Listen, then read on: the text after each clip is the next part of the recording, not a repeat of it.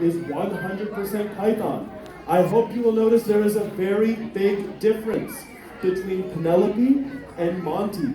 Just knowing that both of them are pythons is not enough information to judge how dangerous an animal is, how big it will get, how appropriate it is to have as a pet, and so on. Secondly, guys, I mentioned we took 73 snakes from one house in Montreal a few years ago. This is one of those snakes. So a person had 73 snakes of roughly this size, and this is what they look like. Hi, Penelope. So guys, Penelope, and I'm just going to have her on the ground stretched out a bit so you guys can see how long she is. There you go. Just to give you an idea of her length. So guys, Penelope here, I'm just going to stick with her here for a second. So if we're going to stay where we are, guys, stay where we are, bums down. Penelope is what's called a reticulated python. This is the longest type of snake in the world. This is a small reticulated python. She is only 14 to 16 feet long. The record is 32 feet. That's as long as a yellow school bus. She weighs about 80 pounds, but it depends on which crew class, which E class. She gets over 100. Sometimes she gets under 70. Now guys, there are a couple things I want to cover with this animal. First of all, I want to go over a whole series of questions that I get all day long. Can it bite?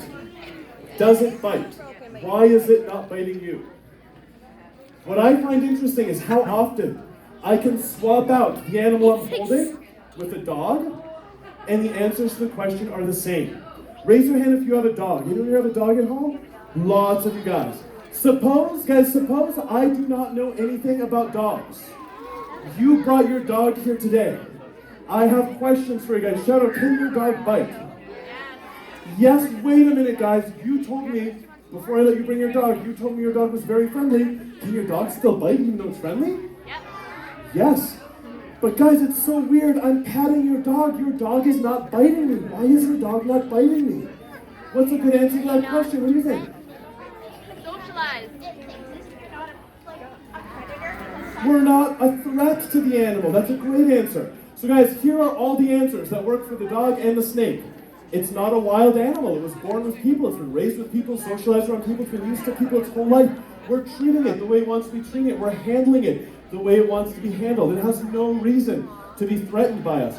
All of the reasons that make the snake unlikely to bite me, the dog unlikely to bite me, make the snake unlikely to bite you. It's no more a mystery why this snake isn't biting me, as it is a mystery as to why your dog is not biting me. So guys, we are going to let you touch the snake, but there are two places on the snake we're going to avoid. What's one of those places? Go ahead. The head. So guys, the head we're not going to touch. The head is going to stay in my lap. Secondly, guys, so I'm actually going to pick up the snake. So I'm going to show you where the tail is. So guys, do snakes have a long tail or a short tail? Short. Tail of the snake starts here. That's where its bum is. That's the whole tail from here to here. Now if you're doing soft, gentle pats on the back, that's okay. We don't want anyone grabbing and squeezing. Do you know why? It's because the tail is where the snake keeps its reproductive organs. Kids, if you don't know what reproductive organs are, ask mom and dad on the way home. If you know what those are, you know you don't want a stranger grabbing you there. So guys, everyone show me a nice flat hand. Nice flat hand, we're going to do soft, gentle pats on her back, just like that. Do we poke?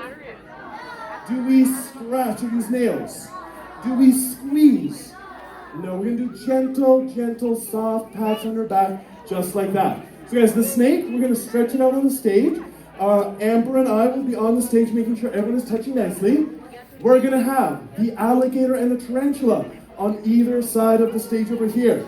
One of our big tortoises will be walking around in the exhibit area. We're going to have about 15 minutes with these animals before we start our bird and mammal presentation. But before I invite you guys to come up and see Penelope, did you guys have fun meeting the animals so far? Did you learn anything cool about the animals so far? Yes. All right, guys, thank you for listening. Come up to